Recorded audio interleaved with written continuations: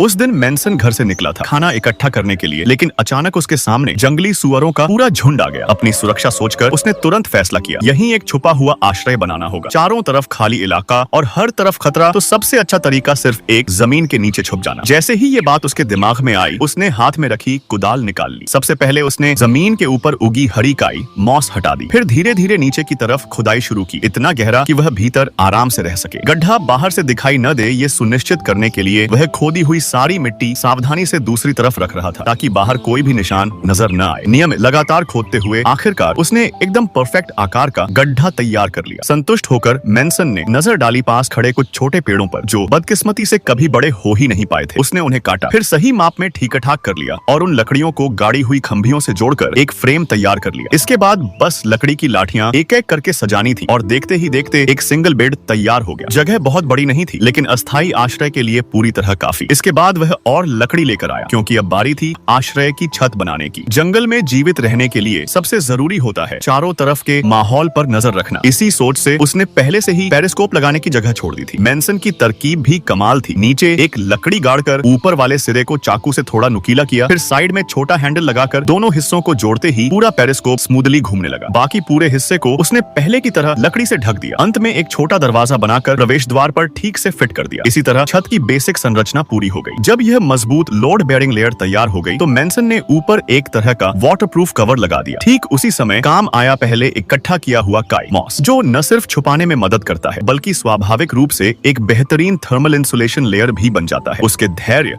और सटीक सजावट की वजह से पूरा इलाका इस तरह ढक गया। ऊपर खड़े होकर भी कोई समझ नहीं पाएगा कि जमीन के नीचे एक घर छुपा है। और पेरिस्कोप को भी तो छद्मवेश देना था। इस बार मैनसन अपने साथ एक कस्टम कैमरा लाया था। यह छोटा कैमरा आंधी तूफान ठंड बारिश सब सह सकता है और एक बार चार्ज करने पर कई दिनों तक चलता है। सब तैयार होने के बाद मैनसन खुशी से अपना सामान लेकर अंदर उतर गया। अंदर की जगह काफी बड़ी थी, आसानी से आग जलाकर खाना बनाया जा सकता था। धुआं ठीक से बाहर न निकलने के कारण अंदर जल्दी गर्म हो गया। अच्छी बात यह कि उसे इन सब बातों की परवाह ज्यादा नहीं थी। स्टेक पकने का इंतजार करते हुए उसने कुछ साइड डिश काट कर रेडी कर ली। सब मिलाकर खाना एकदम राजसी बन गया। सोने से पहले उसने अपनी हंटिंग कैमरा चालू किया और मोबाइल से कनेक्ट कर दिया। आसपास नजर रखने के लिए यह बेहद काम की चीज थी। फुटेज देखकर वह निश्चिंत होकर लेट गया, लेकिन आधा घंटा भी नहीं बीता था, अचानक बाहर से जंगली जानवरों की आवाजें आने लगी। पेरिस्कोप से देखा, सुबह वाले वही जंगली सुअर खाने की गंध पाकर फिर लौट आए थे। फिर भी मैनसन को जरा भी चिंता नहीं हुई। यह गुप्त आश्रय इतना छुपा हुआ था कि सुअरों का पूरा झुंड उसके पास से गुजर गया और उन्हें कुछ भी समझ नहीं आया।